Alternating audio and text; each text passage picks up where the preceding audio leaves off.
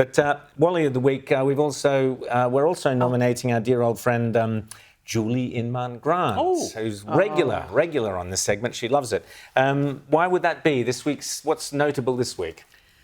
Well, astonishing decision. She just seems to be unashamedly pushing her leftist ideology, misusing, in my opinion, her office to push that ideology.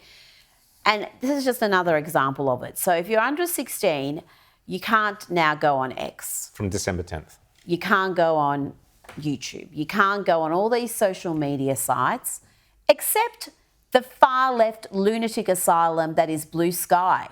Blue Sky is somehow exempt. I wonder why that is, Julie Inman Grant. Could it be because it is a site that has been designed pretty much exclusively for the leftist lunatic crowd who can't cope with any level of diversity of opinion that exists on other social media sites, even social media sites that are still dominated by the left, but there is right-wing input.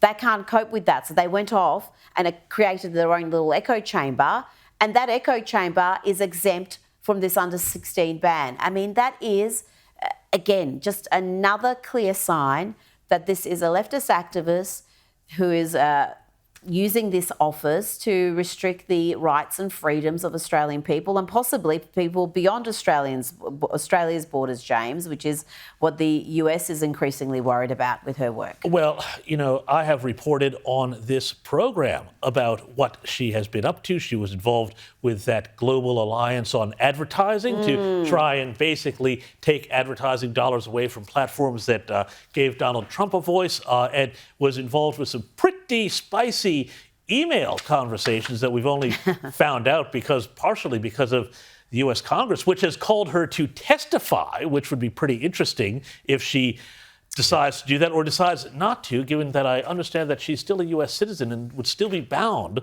by the laws of being called by Congress. Really? Wow. And two under 16-year-olds are taking this to the High Court this week, so it'll be fascinating to see how Noah and Macy do in the High Court. That's fascinating.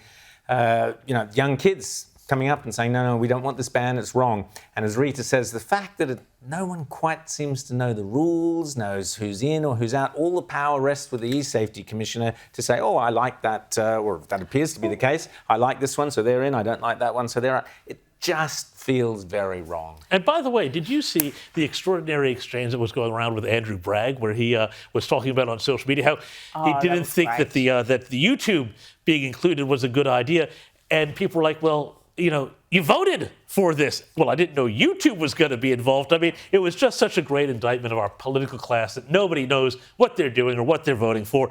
It's an administrative state now. We really are blessed with some of the laziest, weakest, and frankly, thickest politicians anywhere in the world. We really are. A toss-up. I mean, how can you, on a policy this crucial, this groundbreaking, it was heralded as a world first, not be across the detail and then be shocked that, YouTube's included? How many times did we talk about that? Yeah. I mean, it wasn't underreported, I wouldn't have thought, but and this is the problem we have with these small L Liberals. This should be a policy that the Liberals should have been dead set against, but it was one actually that they introduced. Remember, this was one of Peter Dutton's little brilliant ideas. And they've been all over the place on this issue, with some of them quite rightly, Matt Canavan, Melissa McIntosh and others raising questions about it and saying, hang on, I don't understand how this is all working. And others rushing around going, no, we support it, including Susan Lee. No, we support it.